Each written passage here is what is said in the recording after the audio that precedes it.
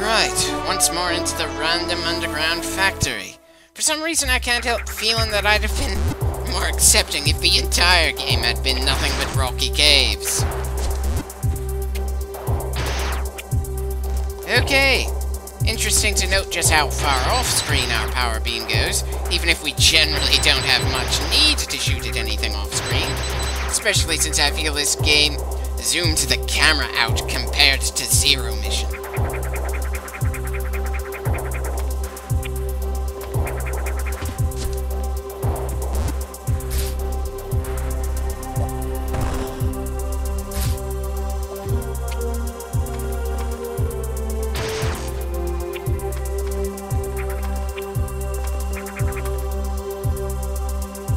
Certainly a lot of sand around here, and it's a very odd use of sand in this game.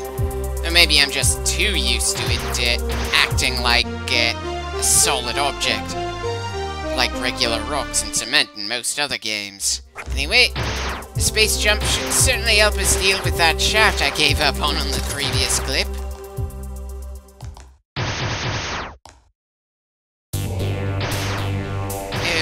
Okay, that's a little disconcerting.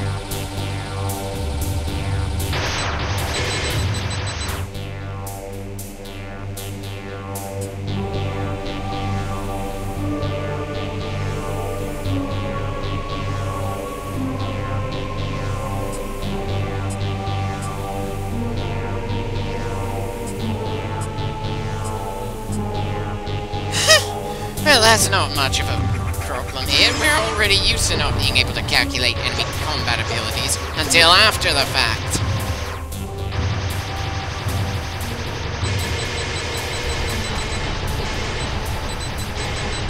Huh. Another boss that we can hurt with the power beam. Dear God, just how little did I remember of this game? The fact that we can hurt it with that and gain healing items from some of the things it tries to shoot at us certainly makes this feel less intimidating than it probably should be. Not that I can really tell just how much damage we've been doing, or if missiles would have been able to bring it down faster. And while part of me wants to consider the fact that Cho's trying to fight us a few different times in this game has a subtle hint that maybe wiping out all the Metroids is a bad idea, unfortunately, in many of the other games, we also have to deal with Chozo weapons that want Samus dead. And for me, the biggest thing that counters the peaceful image that the lore tries to paint of the Chozo is crap like this.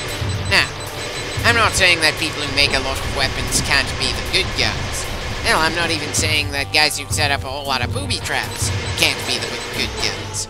As a United States citizen, I'm kind of obligated to believe the good guys should certainly try to be the best equipped, just in case of trouble. But frankly, the Chozo have never been mentioned as having an American-style attitude towards keeping galactic peace. That's more of the purview of the Galactic Federation that we're currently working for, and which gives Samus most of her more intensive jobs. Am I wrong for saying that something feels a bit off about how the Chozo are generally referred to, and the sheer amount of deadly equipment of theirs we keep running into that decides to attack the person that they consider the galactic savior? Dear God, it definitely feels like we're just trading hits with this thing, and that we're still making a good deal of progress in killing it.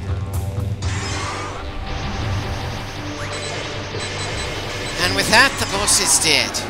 Didn't have to do anything clever, though it certainly took a while to finish it off. Wait, what? You've got to be kidding me! This boss has a second form?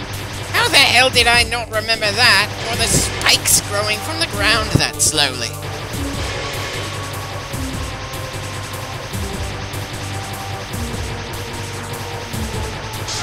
Dear God, could those spikes possibly grow any slower?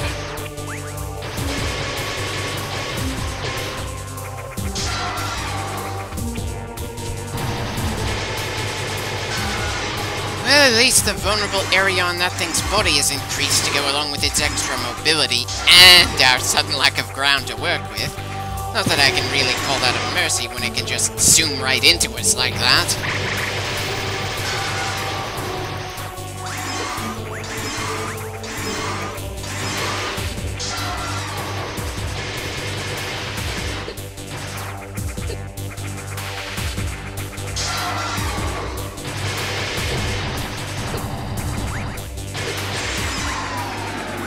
Stay dead this time.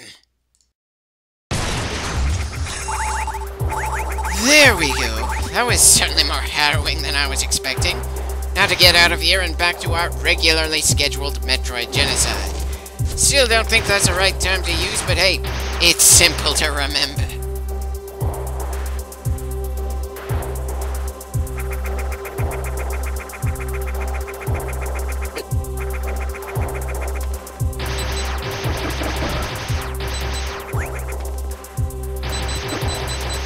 Definitely more trouble than it's worth to kill the new breed of crawlers. Good thing the Federation doesn't want to slaughter all the life forms on this planet. But then part of me thinks some members of the Federation might not give a damn if the planet is rendered completely lifeless. Now I'm suddenly imagining someone suggesting they just bomb the planet from orbit, and someone else saying, that cave network won't let that be effective. Wonder if we're ever gonna get that detailed a view of how the Federation in this series works. I'm not asking for Metal Gear Solid levels of intrigue, but still, the Federation is a major part of this series, and I'd rather not start throwing around jokes that draw from other space federations I've seen in various forms of fiction.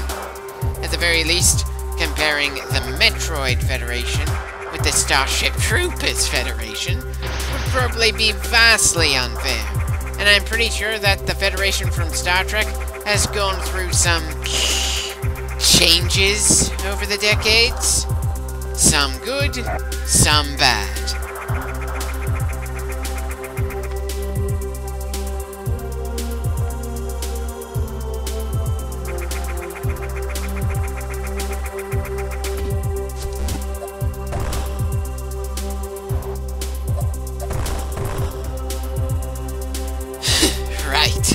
Still no idea how to get to that missile upgrade. All we know is how we're supposed to get out of that once we get to it.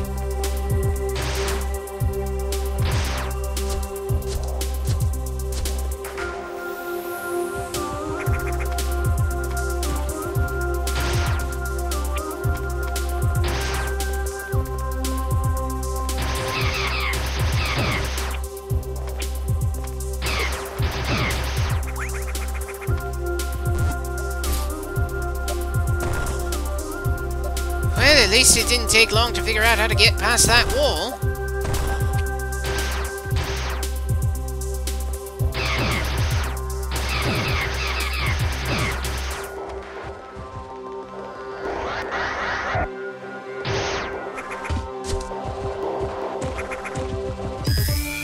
And again, we're getting ambushed by a Metroid. Not that the ambush is gonna do the poor bastard all that much good. Okay, that's certainly a new bit of offense. Nice to know they've learned how to grab foes in this form. And oddly enough, I like the fact that after they attack Samus, she just flops right onto her back. Really helps sell that this is an especially disorienting attack. Still, new attack or not, we managed to kill it before it could take down half our health. Granted, if we hadn't gained so many energy tanks, that could have easily gone the other way. But we were more than prepared for that bastard. I'm looking forward to seeing if the others put up that much of a fight.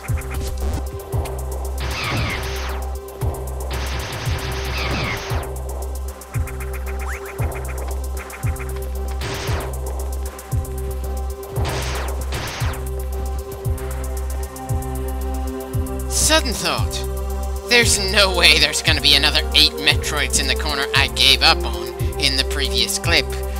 At least not if it's as small as I think it looks. Seems this batch is gonna be more spread out than I was hoping. Ah, well, we're still making progress at a solid pace.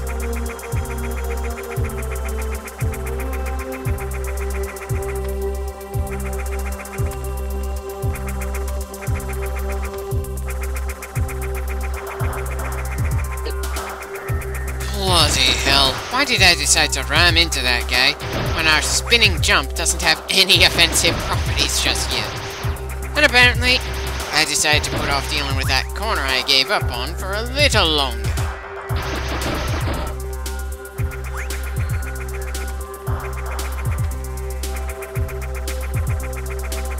Yeah, the space jump really makes it tougher to justify using the spider ball, considering just how much it speeds up going from point A to point B.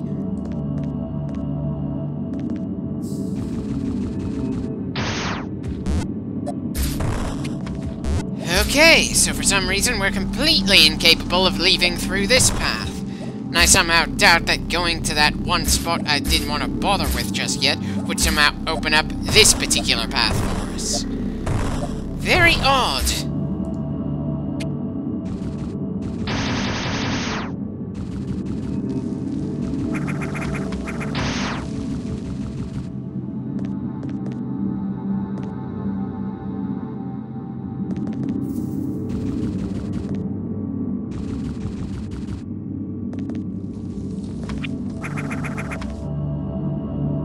Definitely extremely odd that that path seems to be our only way out of this particular section that still has about 8 Metroids left. But there's seriously no way to get through unless we somehow get the speed boost to trigger faster or something? Is it gonna open up on its own if we kill all the Metroids in this particular area? Yeah. Anyway, seems I need to deal with the proverbial wall, because there's a literal wall in our path that I just can't deal with. Though given how long this recording session went, it doesn't look like I got frustrated enough to check online for a solution or something. I know, not a promising sign to the audience, but it's a little comforting to the guy who's working on the footage right now.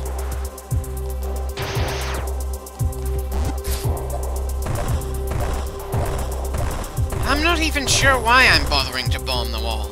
Not that I'm in a hurry to get a move on, but still there's a difference between trying to be thorough and just being absurd about trying to see if there are any secrets in a given area. Especially when you're crazy enough to check places you've already checked before.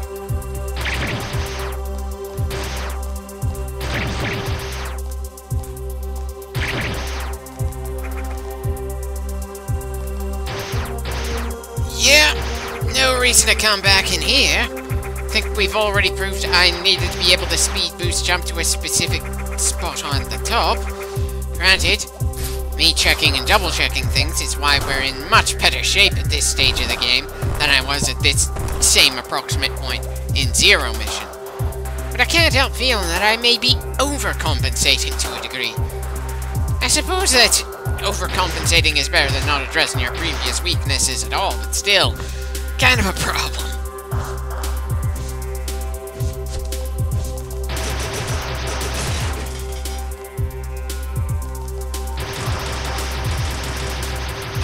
Definitely appreciating the wider beam, though it's fairly easy to see why it is that the 3D games never use this particular upgrade.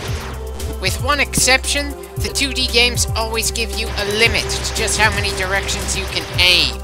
Mostly because the only 2D Metroid game that came on a console with an analog stick was the one for the 3DS, which we'll be doing immediately after we finish this fan remake.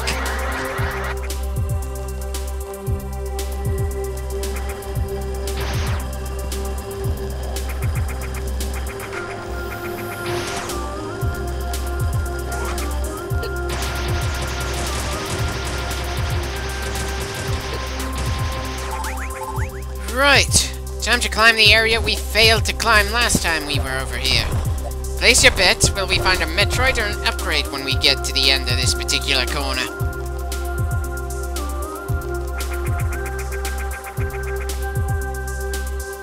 For some reason, I wasn't expecting 2 doors here.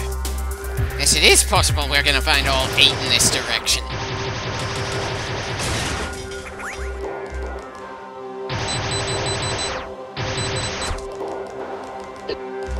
Yeah, that's certainly a strange type of barrier. We can't damage it, but it shifts from position to position in order to drop random bits of lava that somehow doesn't make any kind of pool down here. Kinda gives me the impression that this building used to be a foundry of some kind in a previous life.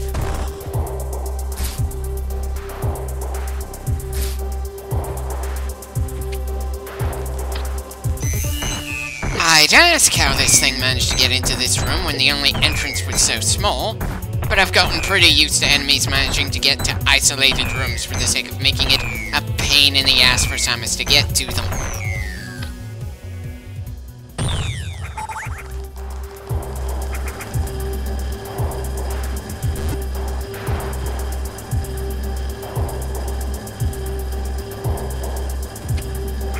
Well, that's certainly an easy energy tank to reach. We are just in absurdly good shape, and with so many energy tanks, it's getting tougher and tougher to imagine anything that could take us down, given just how durable we are now.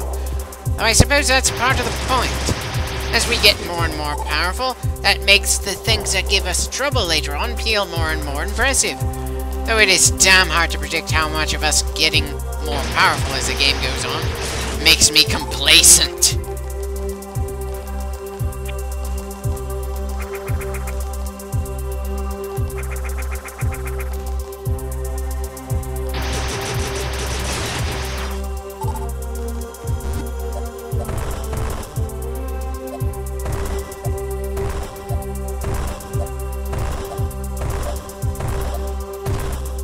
Probably should have bombed that block in the first place, considering we could see the pipe.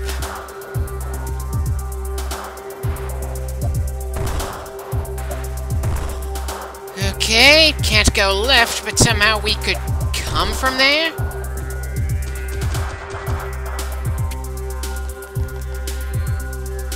You'd think by now I'd have figured out when a save point is there for the sake of giving us a quick heal and ammo replenishment before something serious, and when it's just there for the sake of letting us take a break.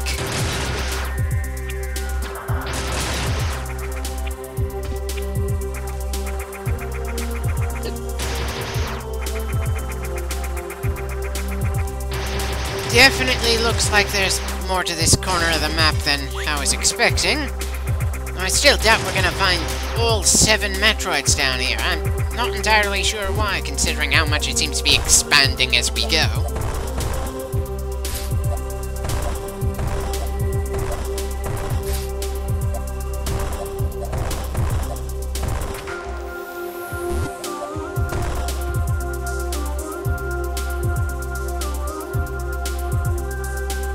No clue why I went that way. Kind of annoying just how often I end up saying that sort of thing in a Metroid game. Though it's not like I can say all that much when we're killing constantly respawning enemies. Especially when we aren't particularly worn down when we come across them. And it's not like there's much point in talking about the odd appearance of enemies we've already been running into regularly for over 10 minutes. At best, I can maybe praise the bits of debris when the enemies explode. Most 2D games just have a short little flash, magically making whatever was there completely disappear without any trace. Sure, the little bits and pieces disappear in a hurry, but still. The more bits of attention to detail, the better, in my opinion, especially when the series has little to no storytelling in each individual installment.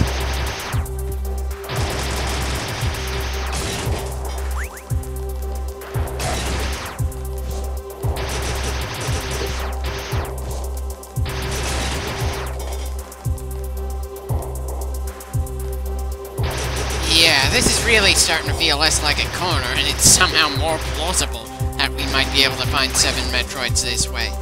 Dear God, why do I even bother trying to predict just how large certain areas are, just based on the frickin' hallways? Now I'm definitely curious what this place used to do before the Chozo disappeared from the galaxy. This hallway certainly implies this used to be an outright factory. We just have no idea what they could have been trying to build on the Metroid home. Or just how many of whatever they were making they felt they needed.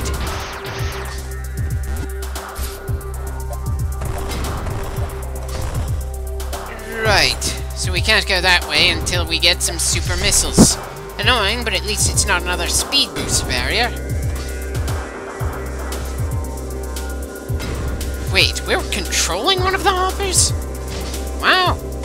You'd think I'd have remembered even a small section of not playing as Samus in one of these games. So there are a bunch of super missiles just sitting here. Again, I know this planet has a lot of dangerous creatures on it, but I can't help feeling that the supposedly very peaceful Chozo stockpiling the most powerful infantry weapon around feels a little absurd. It's almost as bad as the Civilization games, making Gandhi seem like an omnicidal maniac. Well, okay. That's not really that bad, and was a glitch that became a running gag. And now I feel a bit awkward talking about a game in a completely different genre that I am very unlikely to ever touch. And now I'm baffled that we can't grab any of them super missiles that the Hopper robot could just casually grab. Do you mean to tell me that the Hopper robot is the only one that can use any of the super missiles just laying there? Sure, that gives us a reason to have to use it again in this room, but come on! That is one of the most annoying things, if only because Samus can actually reach that pile of super missiles. There's no explanation for us not to be able to interact with them at all without that robot, other than the game designers wanted to let us break super missile blocks before we actually get to the super missile. It's just downright baffling.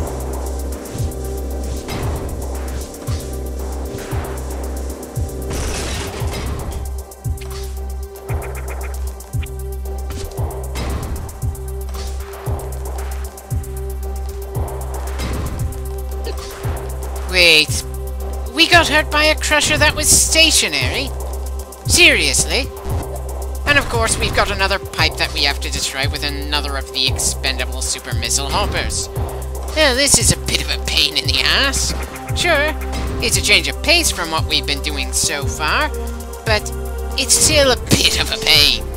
I somehow doubt this was a gimmick in the original version of Metroid 2. But since I didn't personally play that game this far, I don't know for sure. Of course, even if I had, I might have forgotten. Yeesh! I forgot the statue with the crushing walls, the turtle that rolled onto us. This segment is like my memory of this fan remake only focused on the atmosphere, and not any of the actual events that we go through here. Yet, I somehow have a much more vivid memory of things from the Metroid Prime games than any of the 2D ones we've gone through so far. Is it just the fact that 2D action-adventure titles just aren't my usual thing, while 3D games are more my usual sandbox? Well, I can honestly say we've never had to go through that much trouble to get an upgrade before. Well, okay. Trouble might have been overstating it, since once we got through those blocks, we actually didn't even fumble around while getting through the blocks. The closest thing to fumbling was me thinking that we'd cleared the only super missile barrier, only for there to be two more, which we still managed to get through, since the gimmick to open them wasn't especially difficult to figure out.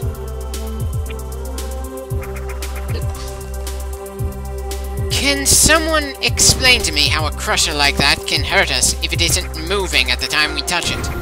I know in gameplay terms why it works like that, but I'm having a hard time visualizing Samus in that much armor, just cringing as she essentially stubs her toe or something.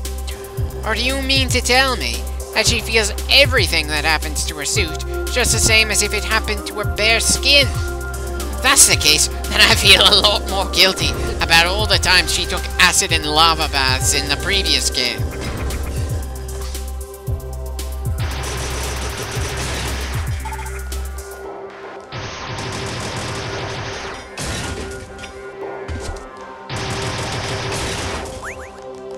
Well, at least one of those bastards gave us some health. I suppose that's something.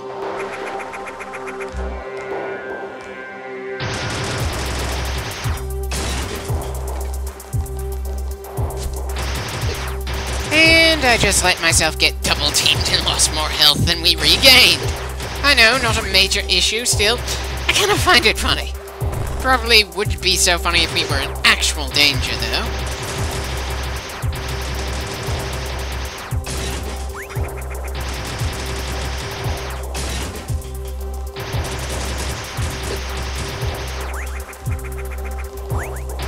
again, I really wish there was some way to tell what the enemies we kill will drop when we kill them, assuming they drop anything at all.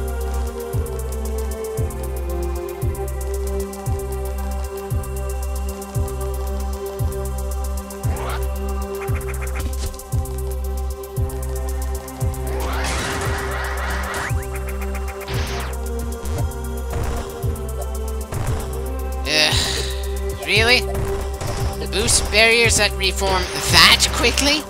I know, it's not a major issue, just me griping at minor details, because it somehow feels better than groaning at myself for just taking the pain like this over and over again.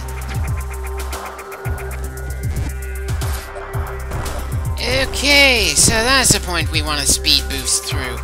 Here's hoping I don't overshoot or undershoot it.